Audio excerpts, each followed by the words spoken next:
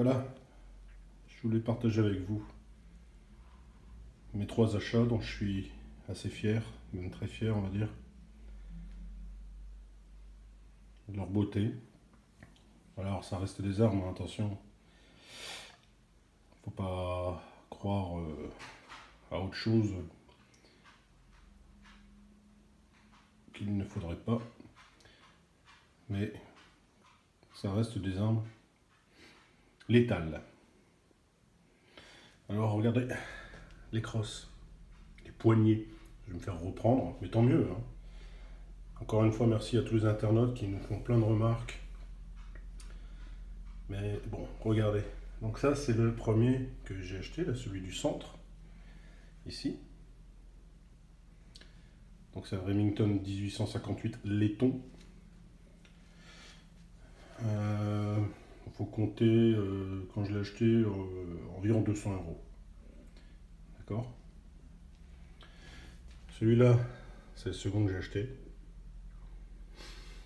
C'est un Sheriff Pocket 1862. Là, le prix, c'est environ 250, je crois.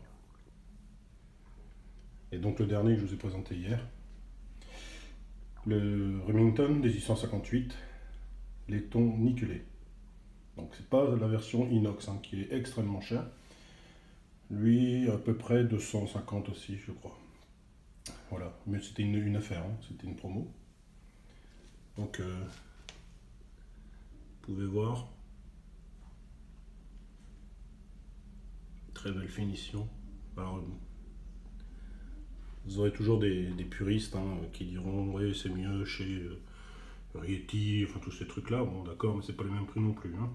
Donc vous voyez, regardez, c'est exactement la même poignée, hein. Celle-là elle est un peu plus fade parce que je l'ai utilisée et j'ai tiré avec. Alors je l'ai pas filmé parce que je me suis pas encore inscrit dans un club.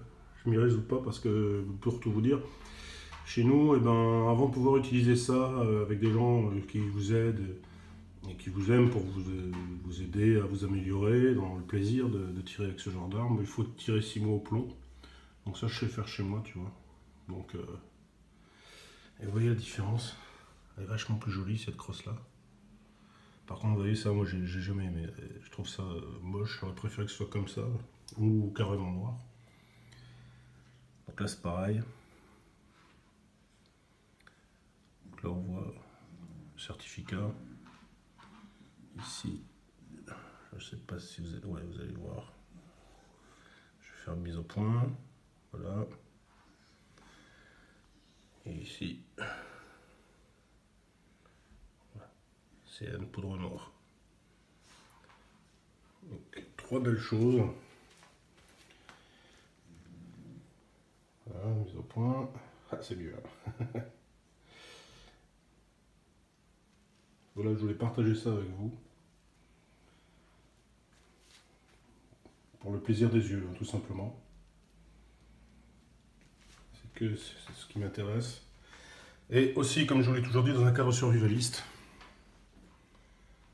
Donc vous voyez, j'ai même pas nettoyé les chambres en tirant avec des amorces sur le dernier là.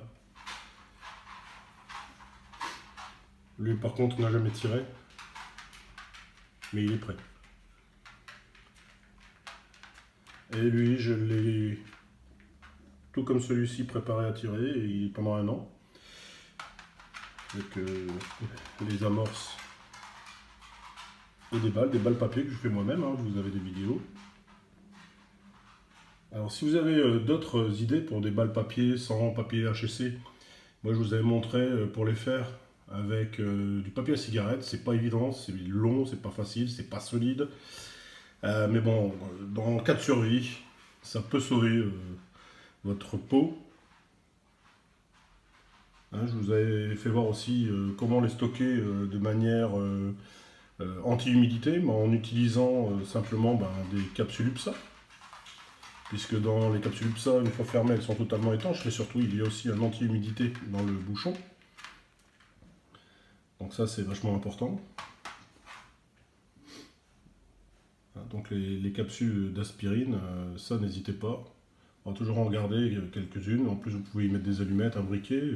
Ça dans une pochette, vous allez dans l'eau, hop, on ne sait jamais ce qui peut arriver.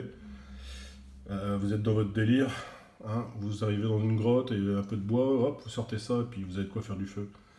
Hein, ça c'est recta. Et d'ailleurs, un truc aussi que j'ai pas toujours précisé, je sais même pas si j'ai déjà fait, c'est un peu encombrant, mais il y a des très petites bombes.